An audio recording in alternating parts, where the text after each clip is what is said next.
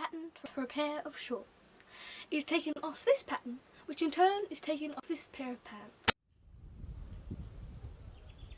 I've already made myself a pair of shorts from this pattern and I quite like them, so I plan to make another. So the goal is to create a pantaloon-like pair of shorts for summer usage, and to wear underneath my skirts. I am Drusilla Riviere. Let's get started. My winter pair of pantaloons are made out of flannel, which is very warm. However, these new pair of shorts shall be made out of poplin, part synthetic, part cotton, and are to have an elastic waistband. Amongst other lacy decorations, this new pair of shorts will have the option to be gathered above the knee. So I am tying some ribbon onto my other pair to see if this will work, so I can start cutting out my pattern. And I think what was wrong was the fact that there was a little bit too much fabric. The main difference between the patterns of the winter pantaloons and the summer shorts is that the summer shorts are shorter, but they also have a little bit more flare. So I decided that for this new pair, I would just take out a little bit of that flare, so it wouldn't be too weird when it was gathered above the knee. I am using my new tailor's chalk, and that is working wonders.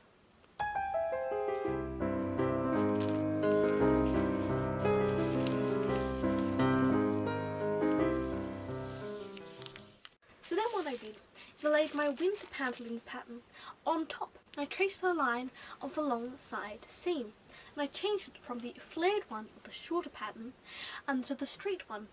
Then I can of course just cut out my pattern. 1 down, 3 to go. Then I just had to do that all over again for all of my other pattern pieces. Don't forget to flip your pattern though! If the fabric is the same on both sides, you don't need to worry about chalk marks or anything else. You don't need to worry about this. Pinning and chalking, then taking off, then adding another pattern and chalking that, and then finally cutting them out.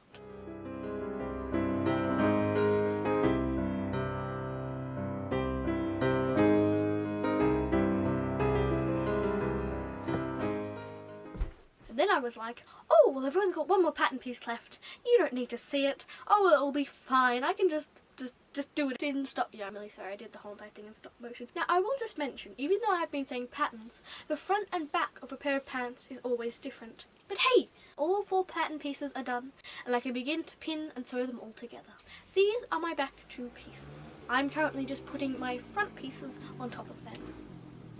Then I am pinning the back and the front pieces together. This seam that I'm pinning is actually going to be French seamed. This means that you sew the wrong sides together. Then you flip it inside out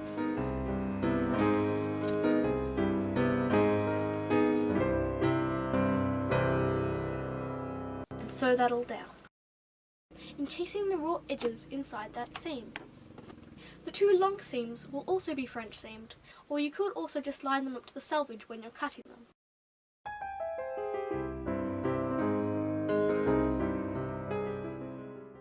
And sew along that.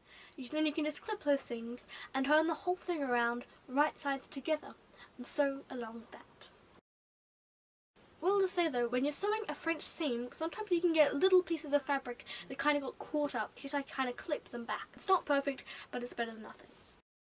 Then to attach the 2 legs together, you have one of them inside out, and you put the other right side out inside that.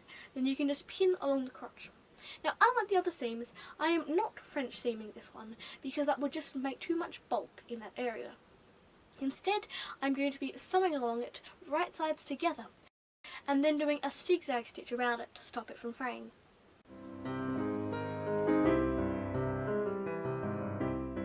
Then I just clipped any of the excess fabric.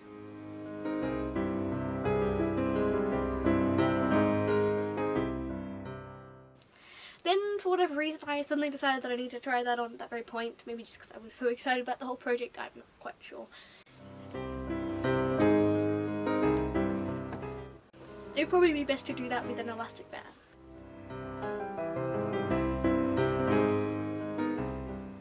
Now time for the actual elastic. Thicker is better. I'm pinning the hemline. Now when I cut them out, the pattern already had the seam allowance already put put into this, but I then added my own seam allowance onto that as well, so it's very, very, very high-waisted.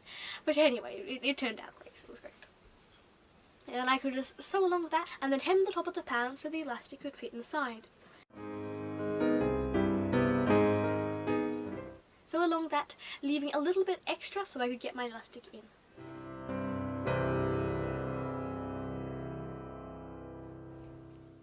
Then I threaded my elastic through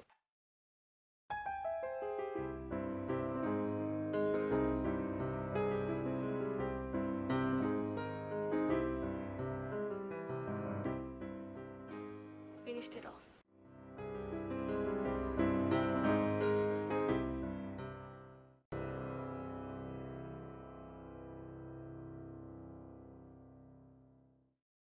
Then I had to hem the bottom.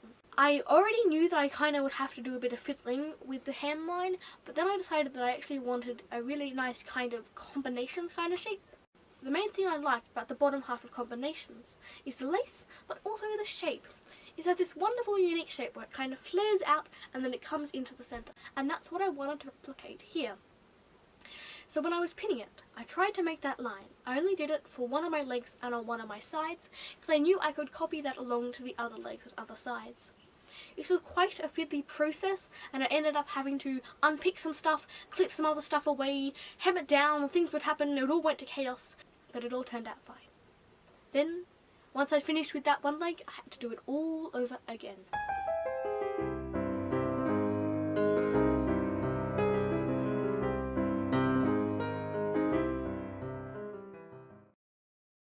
The base of the pantaloons is complete. Now it is time for the thing that I have been most excited about, the lace. It would not be true pantaloons without their fair share of lace.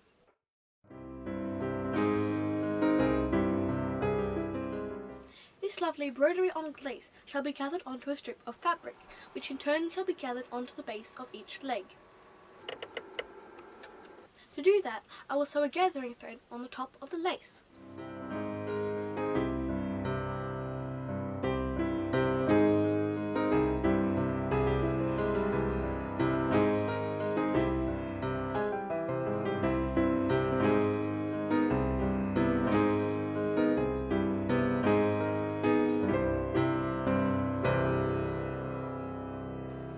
Divide it up. I did it by eighths. This meant that I could simply find the pin marks and I could do each little section at a time. This meant that the gathers were far more neat and I didn't just have a huge amount of excess fabric over here and practically no gathers over there. Then I will pin it to the piece of fabric.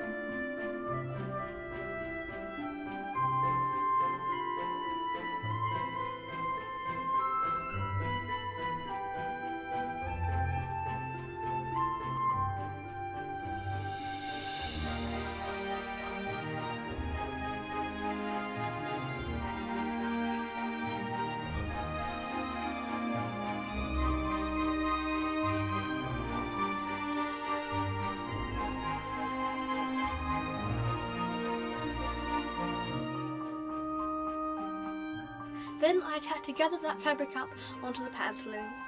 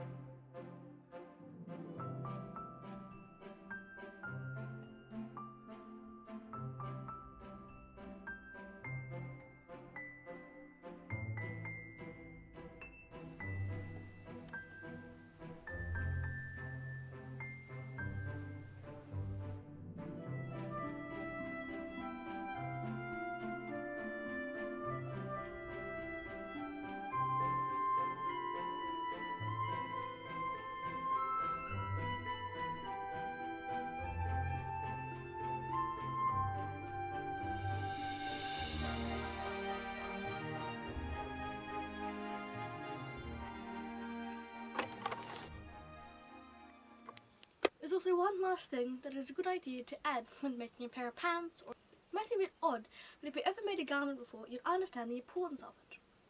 And that is a way to tell the back from the front. Now with pants, you can just look at the very front of it, and if you can see if there are seams right at the very front, then that means it is the front side, and if there are no seams, it means it's the back side. I decided to make like a little tag-like thing.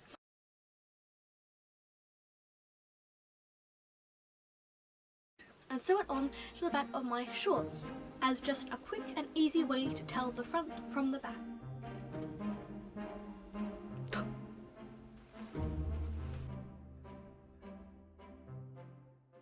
Then I just had to thread through my green ribbon. Now I was about to start doing this with a safety pin, but then I remembered I used to play the flute, and in my flute case I had a flute cleaner. So rather similar. So I would thread this through each little up and down and through the fabric, up and down, up and down, and up and down, and up and down, and over again on each different leg. Then I would thread my ribbon through the very back, and I'd pull the whole thing through, just like one giant needle.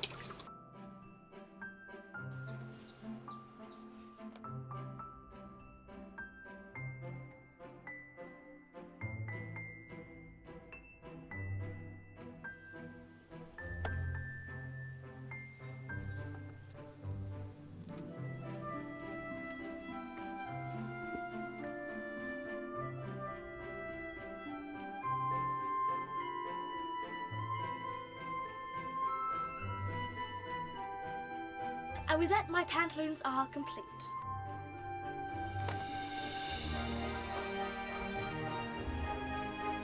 It can be either tied up or left loose.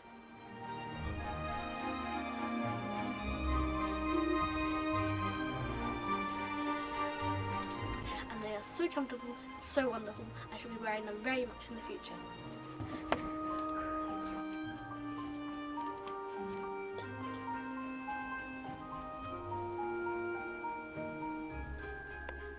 The green ribbon beautifully matched my other pair.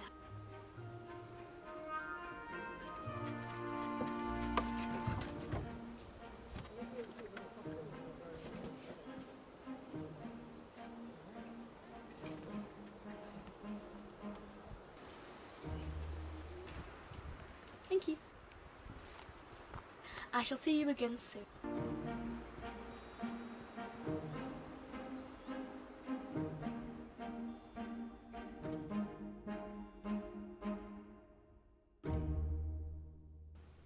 And I think they're quite nice. I mean, probably going to be the newest fashion trend in a few years' time.